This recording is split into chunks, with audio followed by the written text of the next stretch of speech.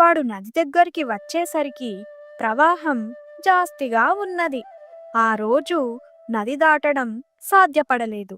మర్నాడు భీమన్న నది దాటి బుట్టలో పళ్ళకేసి చూసుకున్నాడు. అవి ఎర్రగా ఉన్నాయి.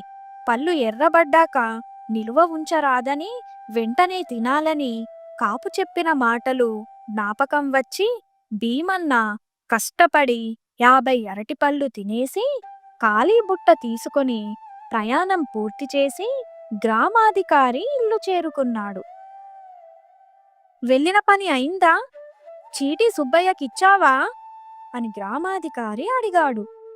ఇచ్చాను, ఇదిగో బుట్ట, సుబ్బయ్య మీకివ్వమన్నాడు అంటూ భీమన్న ఖాళీ బుట్ట గ్రామాధికారి ఎదుట పెట్టాడు.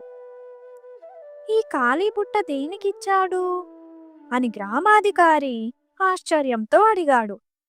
ఖాళీ బుట్ట ఇవ్వలేదు, అందులో 50 అరటిపళ్ళు పెట్టి వాటిని ఎర్రపడగానే తినాలని, నిలువుంటే చెడిపోతాయని చెప్పాడు. నేను ఏరు దాటి చూస్తే పళ్ళు ఎర్రబడ్డాయి, నిలువుంటే చెడిపోతాయని అన్నీ తిన్నాను అన్నాడు భీమన్న.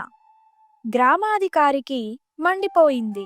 ఆయన భీమన్నను నానా చివాట్లు పెట్టి, నీ మొహం నాకు చూపించకు, వెళ్ళిపో అని ఇంటికి పంపేశాడు. బామ్మ వాణ్ణి చూస్తూనే ఏదో జరిగిందని గ్రహించింది. జరిగినదంతా విన్నాక ఆవిడ నిరాశతో, ఓరి వెధవా, నీకింకా ఈ జన్మలో బుద్ధి రాదు అన్నది. మరి ఏ జన్మలో బుద్ధి వస్తుంది అని భీమన్న అడిగాడు. ఇంకొక జన్మెత్తాలి